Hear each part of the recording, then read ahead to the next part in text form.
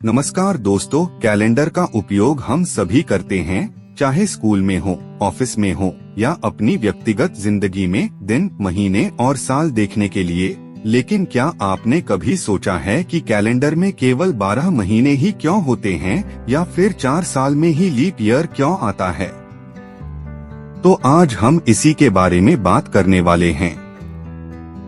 हम लोग जो कैलेंडर इस्तेमाल करते हैं उसका नाम है ग्रेगोरियन कैलेंडर। ग्रेगोरियन कैलेंडर एक तरह का टाइम कीपिंग सिस्टम है जो हमें साल, महीना और दिनों का हिसाब रखने में मदद करता है। इस कैलेंडर में साल 365 दिन का होता है, लेकिन कुछ सालों में एक एक्स्ट्रा दिन ऐड किया जाता है जिसे लीप ईयर कहते हैं। लीप ईयर हर 4 साल में आता है। इस कैलेंडर का सबसे बड़ा फायदा ये है कि हमें समय को व्यवस्थित करने में मदद मिलती है। जैसा हमें पता चलता है कि आज कौन सा दिन चल रहा है, कौन सा महीना चल रहा है और कौन सा साल। इसे हम अपनी योजनाएं बना सकते हैं, अपने कार्यक्रम आयोजित कर सकते हैं। चलो अब इस कैलेंडर के इतिहास के बारे में बात करते हैं कि इसकी शुरुआत कैसे हुई। 1582 में पोप ग्रेगरी 13 ने जूलियन कैलेंडर को बदल दिया। पहले हम जूलियन कैलेंडर का इस्तेमाल करते थे, लेकिन उसमें कुछ छोटी गणितिक अनियमितताएं थीं। इसके कारण सौर वर्ष के साथ साथ गड़बड़ हो रही थी। आसान भाषा में सौर वर्ष का मतलब होता है कि एक साल में पृथ्वी का एक पूरा चक्कर लगाना। हमें लगता है कि साल में 365 दिन होते हैं, लेकिन सूरज जब पृथ्वी का एक चक्कर लगाती है तब लगभग 365.25 दिन होते हैं, क्योंकि सौर वर्ष थोड़ा लंबा होता है। सोचो, अगर हम हर साल सिर्फ 365 दिन का कैलेंडर बनाते तो क्या होता?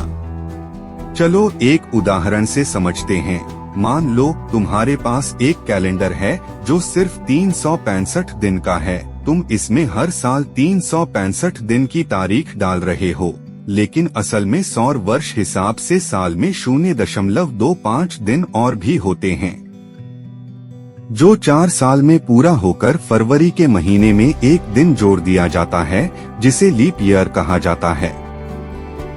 ऐसे ही अगर हम साल के दिनों को सही तारीख से नहीं गिनेंगे तो हमारा कैलेंडर सही नहीं रहेगा।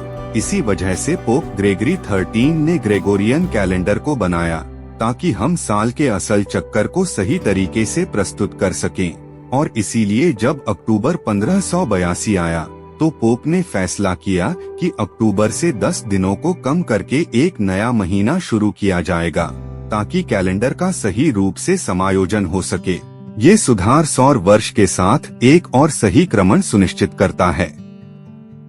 ग्रेगोरियन कैलेंडर में साल को 12 महीने में बांटा गया है और हर महीने का अलग नाम है, जैसे जनवरी, फरवरी, मार्च और ऐसे ही सारे महीने।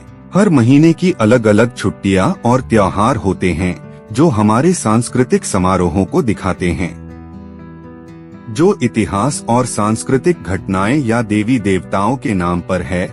जैसी जनवरी का नाम जानस के नाम पर है, जो रोमन द्वार और गेटवे के देवता हैं। इसी तरह मार्च का नाम मंगल के नाम पर है, युद्ध के देवता। सप्ताह के दिनों का भी अपना महत्व है, जो नॉर्स और रोमन पुराणिकता के आकाशिक शरीर और देवताओं के नाम से हैं। जैसा रविवार सूरज के नाम पर है, जबकि सोमवार चांद से जुड़ा है।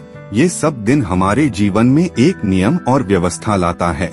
ग्रेगोरियन कैलेंडर के साथ साथ कुछ समुदाय और संस्कृतियां अपने अलग कैलेंडर भी फॉलो करते हैं, जैसे इस्लामिक कैलेंडर, हिंदू कैलेंडर, चीनी कैलेंडर और बहुत सारे। हर कैलेंडर का अपना महत्व और अपने तरीके से समय मापने का तरीका होता है। आज हमने सीखा कि ग्रेगोरियन कैलेंडर क्या है और कैसा काम करता है। ऐसे ही दिलचस्प चीजें सीखने के लिए चैनल को सब्सक्राइब करें और बेल आइकन दबाना ना भूलें।